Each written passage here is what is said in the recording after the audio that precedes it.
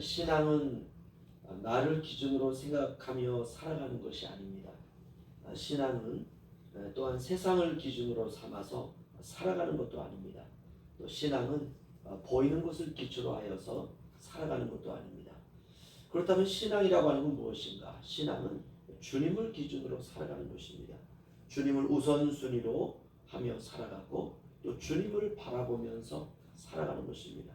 나를 바라보면 실망하고요. 세상을 바라보면 위축되고요. 또 보이는 것을 바라보면 언젠가는 헛되었음을 알게 됩니다. 믿음은 보이지 아니하시는 하나님을 바라보고 또 보이지 아니하시는 하나님을 의지하고 신뢰하고 믿는 것입니다. 오늘 사도 요한은 우리에게 그 부분을 강조하고 있습니다. 12절 보시면요. 자녀들아 내가 너희에게 쓰는 것은 너희 죄가 그의 이름으로 말미암아 사함을 받았으며 아멘. 놀라운 복음입니다.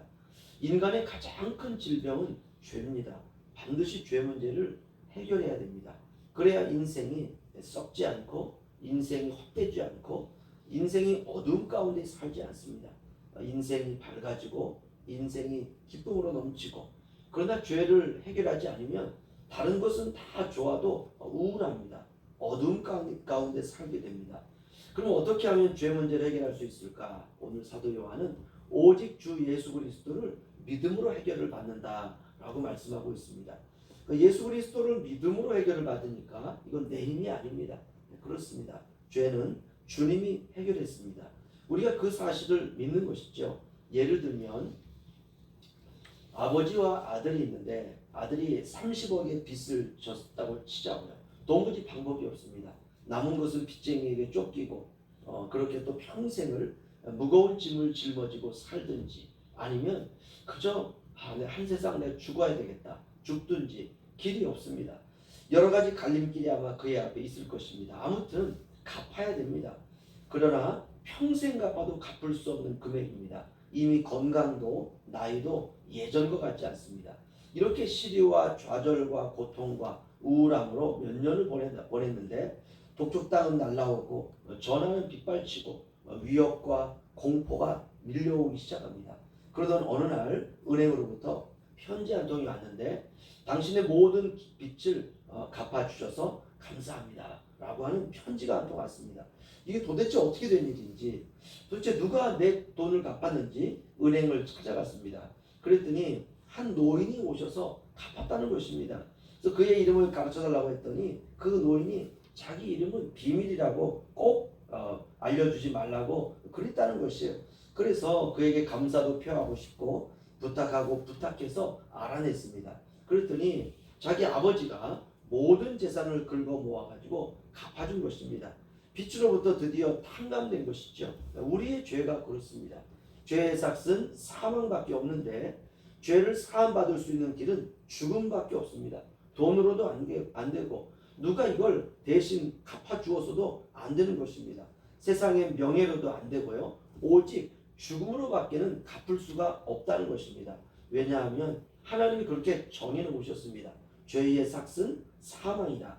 그러면 나를 위해 누군가 대신 죽어주면 되지 않는가? 안 된다는 것이에요. 만약 그러려면 죄가 없는 인간 누군가가 죽어야 된다는 것입니다. 내 죄를 죄가 없는 한 사람이 가지고 와서 나 대신 죽어야 되는데 그럼 죄가 없는 사람은 과연 누가 있는가? 이 세상엔 단 한 사람도 없다는 것입니다. 세상 아래에 있는 모든 인간은 아담의 후손이기 때문에 원죄가 흐르고 있습니다. 그렇다면 방법은 없는가? 없습니다. 그래서 하나님이 이 세상에 오셔서 나를 대신하여 죄 없으신 하나님이 나를 위해 죽으신 것입니다. 바로 그 진리를 믿기만 하면 누구든지 구원받는다는 것입니다. 자녀들아 내가 너희에게 쓰는 것은 너희 죄가 그의 이름으로 말미암아 사함을 받았으며 죄가 누구의 이름으로 말미암아 사함을 받았는가? 바로 그의 이름, 그의 이름은 바로 예수입니다. 이때부터 우리는 누구를 신뢰하고 사랑하고 평생을 절절하게 살아가야 되는가? 예수님입니다. 누가 뭐래도 예수예요. 우리가 이것 외에는 신경 쓰지 않는 것입니다. 나를 구원하신 이름, 평생을 갚아도 갚을 수 없는 사랑의 빚을 지고 우리가 살아가게 된 것입니다. 사랑의 빚을 진 것이에요. 그래서 우리는 이 빚을 갚아야 돼요. 그래서 이 빚을 갚는 방법은 딱 하나밖에 없습니다. 사랑하며 사는 것입니다. 그 빚을 우리가 사랑이라고 하는 우리의 삶으로 우리가 평생을 사는 것입니다. 우리는 그래서 누구라도 사랑하는 것입니다. 하나님은 은혜를 모르는 자와 악한 자에게도 인자하시니라. 우리가 꼭 기억해야 될 구절입니다. 이렇게 죄사함을 받은 자는 승리자입니다.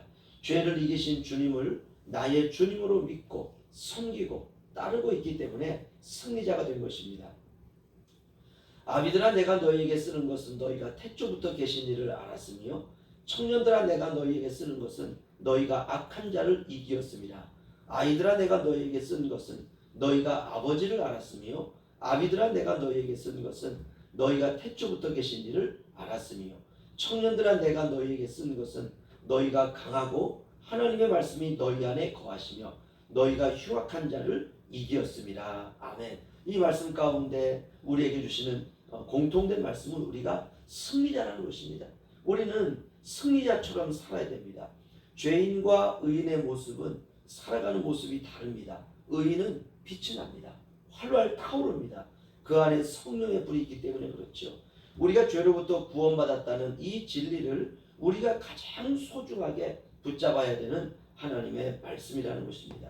그의 이름으로 말미암아 너희가 죄사함을 받았느니라. 우리가 그분께 바짝 붙어서 살아가는 것이 인생의 승리의 비결입니다. 그분이 승리했기 때문에 우리가 승리자의 반열에 든 것입니다. 오늘 하루도 승리자 되신 우리 주 예수 그리스도를 붙들고 우리가 능력으로 살아가는 복된 하루가 되시기를 주의 이름으로 축원합니다. 기도하겠습니다.